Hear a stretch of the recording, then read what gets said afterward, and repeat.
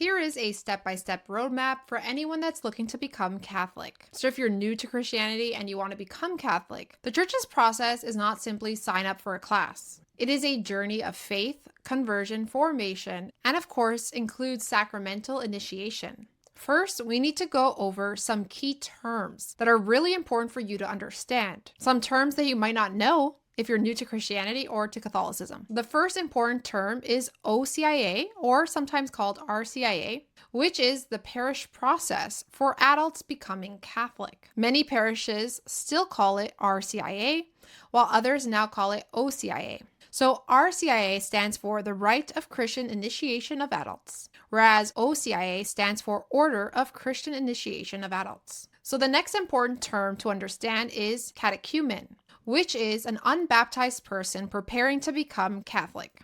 A candidate is a baptized Christian preparing to enter full communion with the Catholic Church. Then we have the sacraments of initiation, which are baptism, confirmation, and the Eucharist. These are the three sacraments that fully initiate someone into the Catholic life. The Catechism says that they lay the foundation of every Christian life. You're going to see that in paragraph 1212. And if you don't already know, the Catechism is a clear summary of the Christian teaching, usually written as a question and answer or instruction format to help people learn the faith. In the Catholic Church, the Catechism of the Catholic Church is the official summary of what Catholics believe and how Catholics are called to live. And the last term for now is going to be the magisterium, which is the church's teaching authority, exercised by the Pope and bishops in union with him. So think of it like a process, like entering a family. You do not just learn the family rules, you come to know the father, enter the household, learn the family ways of life, and then live as a son or daughter. So let's begin with step number 1.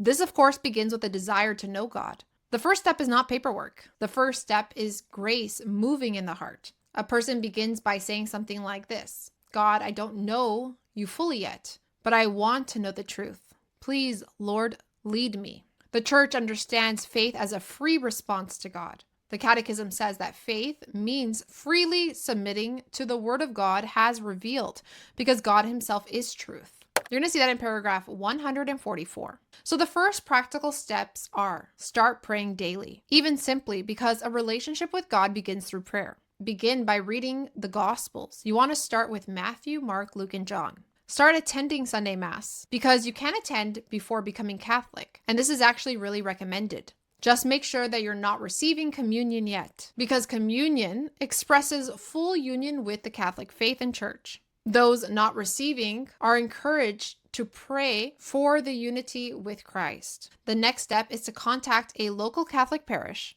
and say something really simple. I'm interested in becoming Catholic. I'm new to Christianity. Can I speak with someone about RCIA? Now here, the Archdiocese of Toronto describes RCIA as the way an unbaptized person is brought into the full communion with the Catholic Church, with stages of initiation and preparation for receiving the sacraments fruitfully. At the parish, they will usually ask the following questions to you. Have you ever been baptized? If yes, where and how were you baptized? Are you married, divorced, remarried, or cohabitating? What is drawing you to Catholicism? These are the typical questions you're going to hear.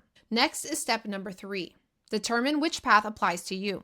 Here are the 3 main situations. This matters because the Catholic Church teaches that baptism is not repeated. The Catechism says that baptism gives an indelible spiritual mark and cannot be repeated. You're going to see that in paragraph 1272. The Church also recognizes that valid Christian baptism creates a real, though imperfect, communion with the Catholic Church. Paragraph 1271. So for baptism to be valid, Christian baptism must use water and the Trinitarian formula, which is, I baptize you in the name of the Father and of the Son and of the Holy Spirit.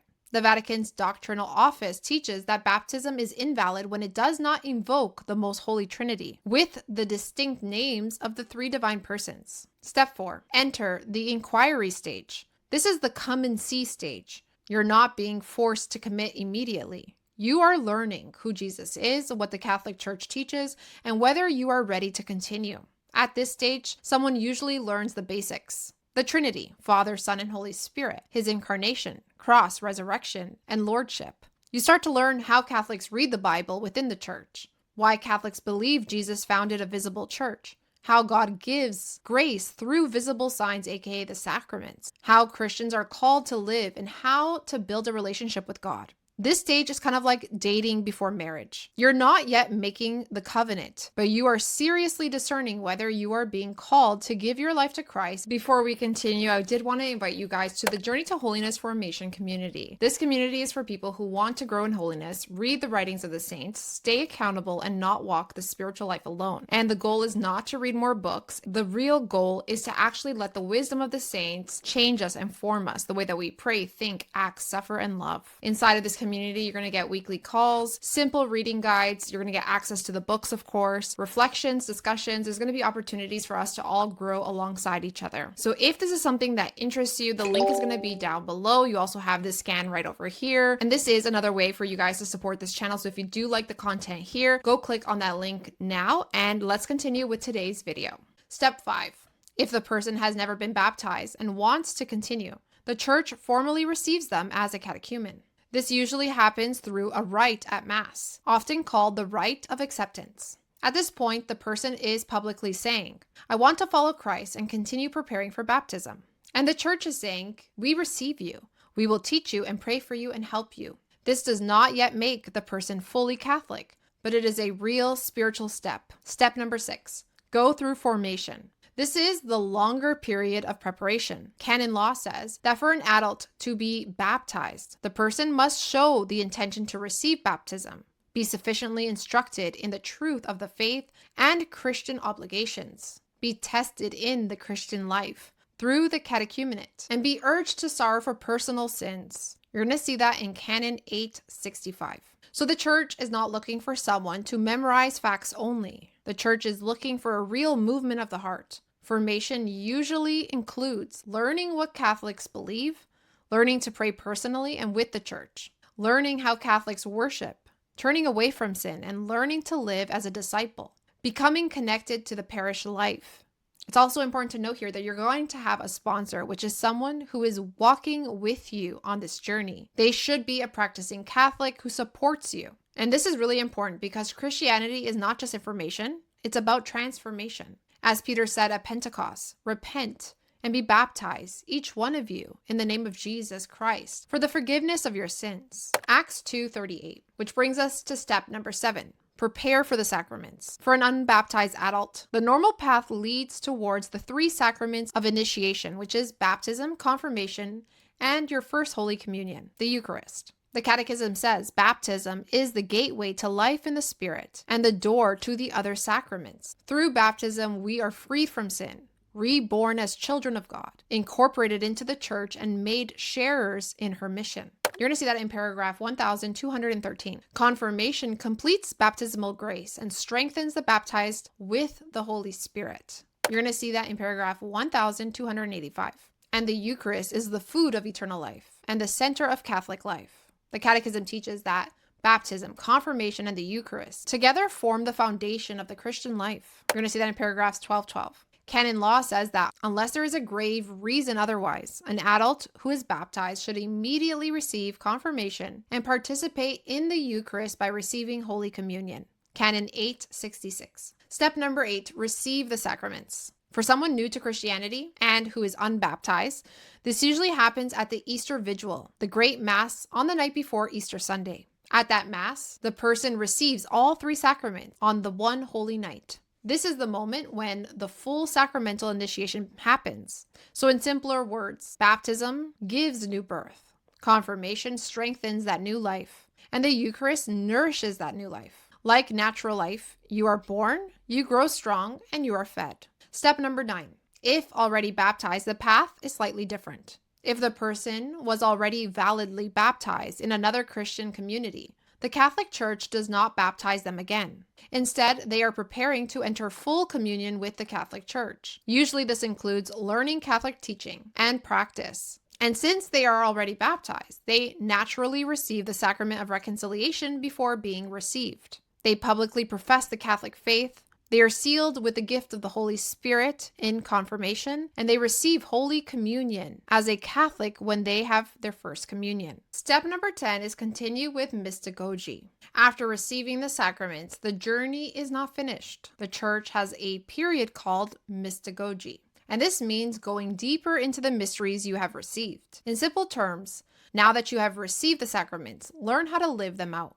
This is where the new Catholic learns how to live the faith daily through what the Catechism describes, the precepts of the Church, as the minimum necessary foundation for prayer, moral effort, and growth in love of God and neighbor. These include attending Mass on Sundays and holy days, confessing sins at least once a year, receiving the Eucharist at least during Easter season, observing fasting and abstinence, and helping provide for the needs of the Church. You're going to see that in paragraphs 2041 through to 2043. So that is the full roadmap, the step-by-step guide to becoming Catholic. And yes, it might seem like a long process to some people, but it's a beautiful one that's going to transform you. And if you're wondering how long this all really takes, the truth is that normally becoming Catholic through RCIA or OCIA can take about 8 months to 1 year. But it can be shorter or longer depending on the person and the parish. Ultimately, the priest or the OCIA director decides based on the person's readiness. Some parishes begin classes in the fall and receive people into the church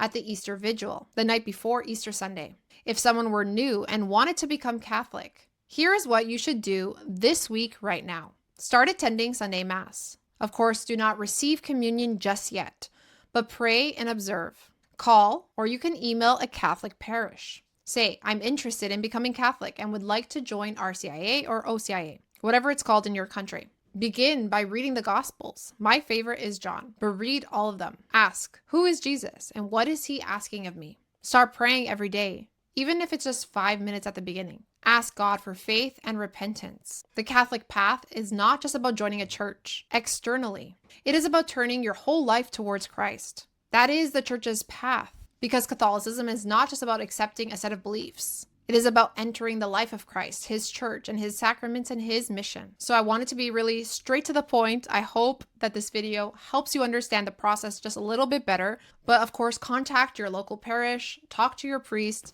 He's going to be talking to you about your situation and really explaining that process for you personally. And if you're watching this because you're curious about Catholicism, or maybe you're wondering whether Jesus is actually real, I want to invite you to watch my testimony next as well, because I think it's really important for you to hear my story. In that video, I share how I came to know how Jesus is actually real and what actually led me back to the Catholic Church, and exactly how the sacraments really changed my life. So click right over here so you can learn more about my story. And if this video helped you and you want to go deeper, I would love to invite you to join the Journey to Holiness Formation community. We're going to be reading Catholic classics together. There's going to be weekly formation calls, reflections, accountability. So click that scan right here, or there's going to be a link down below if you feel called to join. But until next time, guys, I hope you guys all have an amazing day today. God bless, and see you guys in the next one.